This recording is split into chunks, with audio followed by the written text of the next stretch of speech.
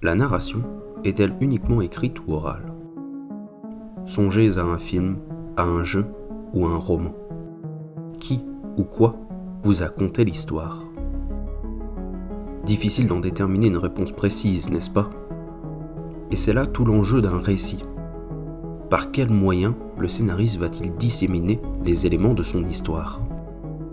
Nous allons étudier l'une des façons, plutôt singulières, de répondre à cette question, et ce, au travers du jeu Abzu. Aussi, laissez-moi vous souhaiter la bienvenue dans Métaphore-moi ça. Abzu est un jeu vidéo d'aventure développé par Giant Squid et édité par 505 Games et sorti en 2016 sur PS4, PC et Xbox One. À l'origine de ce titre, nous pouvons retrouver Matt Nava, directeur créatif de Journey, sorti 4 ans plus tôt. Même s'il peut paraître maladroit de comparer Abzu et Journey, il n'est pas insensé de classer ces deux jeux dans une même catégorie, l'exploration paisible d'un univers mirifique. Au vu des images, je suppose que vous avez déjà deviné quel genre d'univers nous fait arpenter Abzu. L'océan, royaume des poissons et source de mystères par ses fonds abyssaux. Étonnant, lorsqu'on sait que les niveaux aquatiques sont souvent les moins appréciés dans les jeux vidéo. Pourtant, je fais le pari qu'après cette vidéo, vous n'aborderez plus aucun niveau aquatique de la même manière. Il nous faut d'ores et déjà entamer l'analyse de cette œuvre et de sa narration. Une narration, comme je vous l'ai dit, plutôt singulière. Pourquoi ? Prenez une grande inspiration, plongez avec moi dans ces étendues bleutées et venez le découvrir par vous-même. La narration par l'immersion nous attend au cœur des abîmes océaniques. Débutons notre exploration en surface par un voyage en toute quiétude.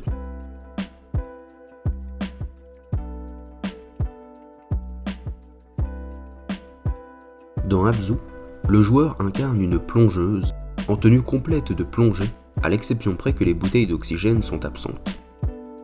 De ces constatations, nous pouvons induire que nous nous trouvons soit dans un futur où le système de transmission d'air pur a largement évolué, soit que nous nous trouvons en présence d'un être non humain. Pourtant, sa forme anthropoïde est le premier élément de narration qui va nous rapprocher de notre personnage et nous permettre de nous immerger avec lui sans méfiance aucune. Car oui, à part cela, tout le reste nous est étranger. Pas de cinématique d'introduction ou de discours de voix off, uniquement un océan vaste, ancré dans une étendue d'azur et de nuages cotonneux. Et quoi de plus inconfortable que l'inconnu? Malgré tout, et surtout grâce à la beauté immaculée du paysage et de la direction artistique, notre curiosité nous pousse à plonger et à fouiller les eaux voisines.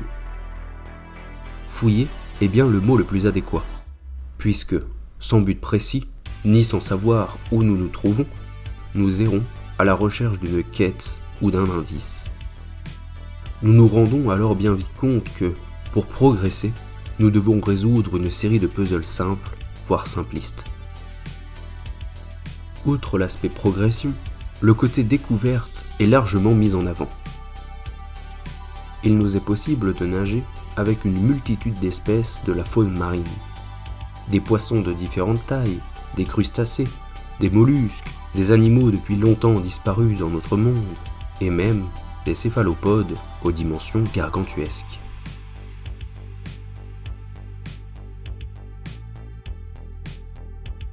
Plus que nager avec eux, la plongeuse peut s'y agripper afin d'apprécier une balade nautique. Et si notre humeur ne se prête pas à la vitesse, nous pouvons nous asseoir sur l'une des idoles de pierre et méditer. Dans cet état, la plongeuse peut propulser son esprit dans chaque être vivant de la zone afin de l'observer vaquer à ses occupations. Il est même possible de les voir chasser. Outre la faune locale, la plongeuse va rencontrer plusieurs compagnons robotiques. Leur couleur, jaune et noire, similaire à celle de notre personnage, convie le joueur à créer, quasi immédiatement, un lien affectif envers ces petits robots. Leur concours se révèle essentiel lorsqu'il s'agit d'ouvrir des portes électriques ou de déblayer des passages envahis par les coraux ou les plantes marines. Toutefois, notre premier compagnon automate se fait dévorer par un grand requin blanc.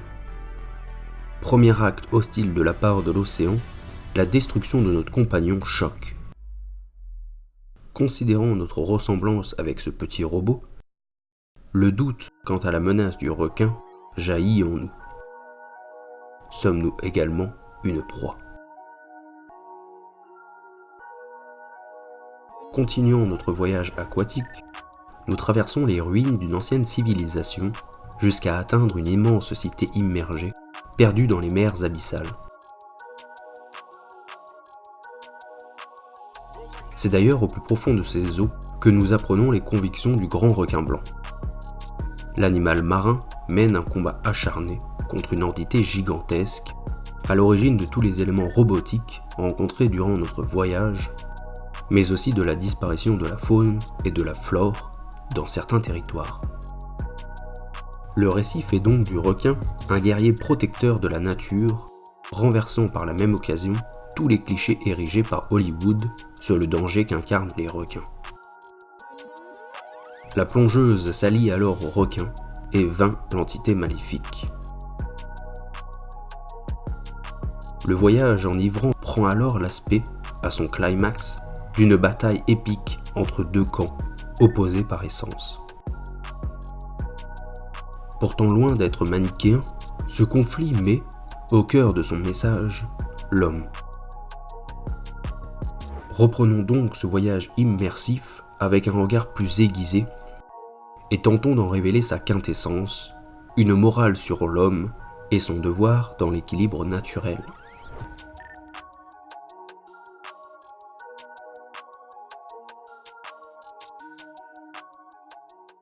Le mot Abzu, comme nous en informe Matt Nava, viendrait d'un dialecte sumérien. Selon lui, le nom du jeu serait composé de Ab, signifiant l'eau, et de Zu, évoquant les notions de savoir et de connaissance. Le développeur traduit donc Abzu par l'océan de la sagesse. Néanmoins, nous pourrions tout aussi bien le voir sous l'angle inverse et comprendre la connaissance de l'océan. Dès lors, il est aisé de concevoir que le jeu a un message à transmettre.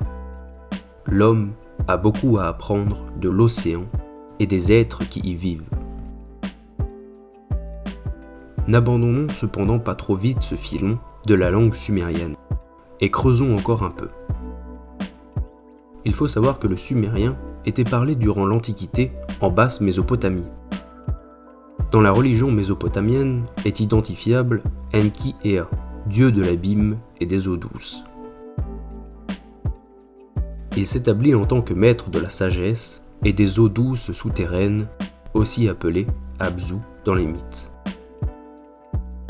Décrit comme un capricorne ou seulement un humanoïde coiffé de cornes, son apparence n'est pas sans rappeler celle de notre plongeuse. Certes, notre personnage n'est pas un capricorne, mais la ressemblance n'est pas entièrement à jeter ou à écarter, selon moi. Dans la religion mésopotamienne, l'eau est un élément incontournable. Nous retrouvons notamment la notion d'eau primordiale, une totalité cosmique et divine à l'origine de la vie. Lorsque la plongeuse sillonne les dédales de la cité immergée, il est possible d'admirer, sur les mosaïques et les frises, un liquide bleu qui correspondrait à ces eaux primordiales. Une eau magique, transportée dans des vases par la civilisation qui vivait entre ces murs et depuis disparue, capable de donner la vie à la faune et à la flore. Si nous continuons d'observer ces mosaïques, nous remarquons que des individus en tout point semblables à notre plongeuse apparaissent enfin. Les représentations visuelles montrent que notre espèce peut porter les eaux primordiales et même les utiliser pour redonner la vie. Il s'agit d'ailleurs de l'une de nos missions, redonner leur énergie à 4 temples enfouis, afin qu'ils engendrent la vie autour d'eux. Lorsque les temples sont alimentés, un arbre éthéré surgit dans le monde astral, tandis qu'il prend la forme de plantes aquatiques démesurées dans le vrai monde. Nous pouvons encore une fois y voir le symbole de la vie, de la renaissance.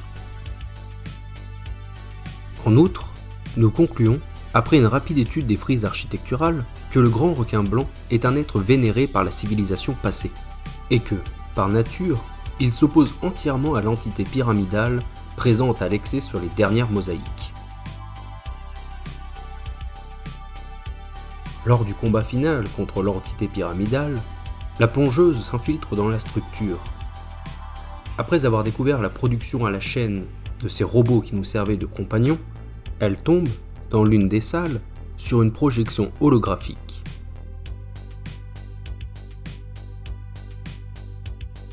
Nous réalisons alors que notre personnage a été créé par l'entité pyramidale, à l'instar des robots, et que nous en sommes certainement un aussi. La projection nous révèle également que toutes ces fabrications sont activées par le pouvoir des eaux primordiales. À ce moment-là, deux hypothèses s'offrent à nous. La première laisse envisager l'arrivée d'une entité extraterrestre, la colossale pyramide. D'abord vénérée par la civilisation de ce monde, elle s'est accaparée par la suite les eaux primordiales pour donner vie à des androïdes aux dépens de la nature. La seconde serait que le peuple ancien a lui-même créé cette entité afin d'industrialiser son monde et l'utilisation des eaux primordiales. Notre personnage ne serait alors que l'évolution technologique des vases vus sur les mosaïques, un récipient plus évolué et autonome. Si nous suivons cette deuxième option, Abzu serait donc une critique de l'humanité qui tente inlassablement de s'accaparer le pouvoir de la création. Une révolte contre l'homme qui croit pouvoir gouverner toutes les règles de la nature, de la reproduction, de l'équilibre et de la vie. En cela, une enfilade d'oppositions peut être mise en exergue. La première est la plus évidente, notamment parce que nous l'avons déjà abordée. Il s'agit de la nature qui est opposée à la technologie, symbolisée par le conflit entre le requin et l'entité pyramidale. Sont également mis en confrontation le cercle et le triangle. Tandis que l'un se veut la représentation de la nature vertueuse de l'équilibre, l'autre se montre totalement artificiel, industriel et purement humain. Ensuite, l'eau, dans laquelle nous progressons tout le jeu durant, contraste largement avec l'électricité via laquelle nous attaquent les petites entités pyramidales. Puis, finalement, l'affrontement des couleurs entre le bleu des eaux et le rouge de la technologie nocive nimbe le paysage.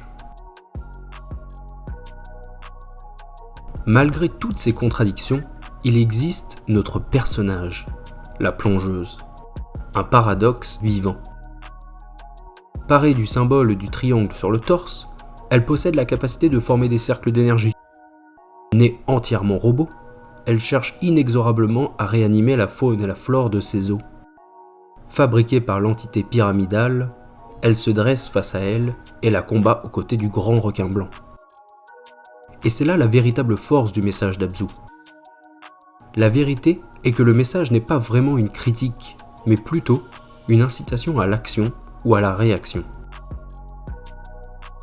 L'essentiel est de respecter l'équilibre naturel et de ne pas chercher à imposer celui qui sied le mieux sur le court terme à l'homme, mais aussi de respecter la nature et de réparer ce qui a été altéré ou détruit. Le jeu nous prouve, en nous faisant incarner l'une des entités à l'origine de l'anéantissement de la faune et de la flore dans cet océan, qu'il n'est jamais trop tard pour donner une seconde vie à l'environnement. La scène de fin en est l'image la plus évocatrice.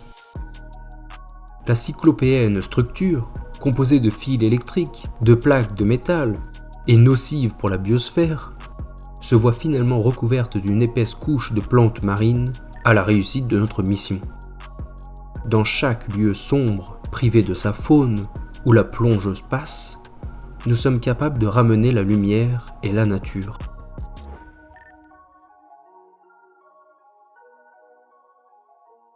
Un ultime élément peut être entreaperçu lors d'une remontée en surface durant le voyage. Une seconde pyramide siège dans l'étendue céleste, derrière une muraille de nuages. Peut-être n'est-ce là qu'une pièce supplémentaire du puzzle permettant d'assembler le scénario. La civilisation aurait-elle quitté les eaux pour rejoindre les cieux? La pyramide dans les abysses aurait-elle chuté des hauteurs céruléennes? Personnellement, j'y vois des humains qui ont préféré fuir l'océan pollué et corrompu plutôt que faire face à leurs erreurs et les corriger. Qu'en est-il de votre côté? L'heure de l'immersion a sonné. Mon analyse d'Abzu cesse ici. Passons dès à présent à ce que nous pouvons en retenir.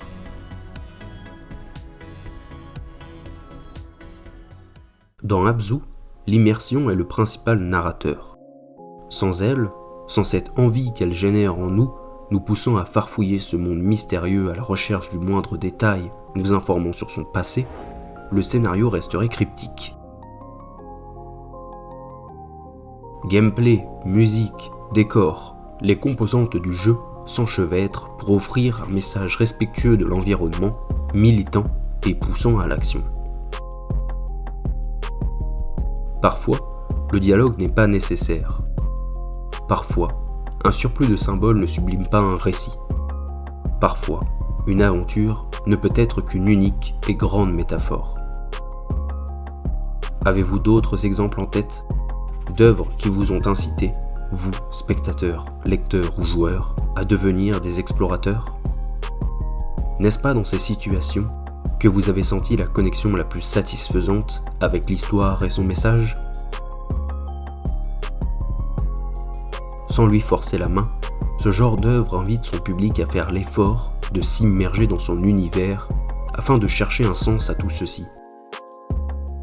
Il s'agit aussi du genre d'œuvre dont il est souvent le plus difficile de ressortir indemne. Mais ceci est un autre sujet. J'espère que, dorénavant, lorsque vous rencontrerez une œuvre qui vous demandera de garder les yeux grands ouverts et l'esprit à l'affût, vous en ferez l'effort. Car les auteurs de ces œuvres sont sûrement ceux qui considèrent le plus leur public. Alors, serez-vous capable de déceler les pistes ? Merci de m'avoir suivi, c'était Métaphore-moi ça.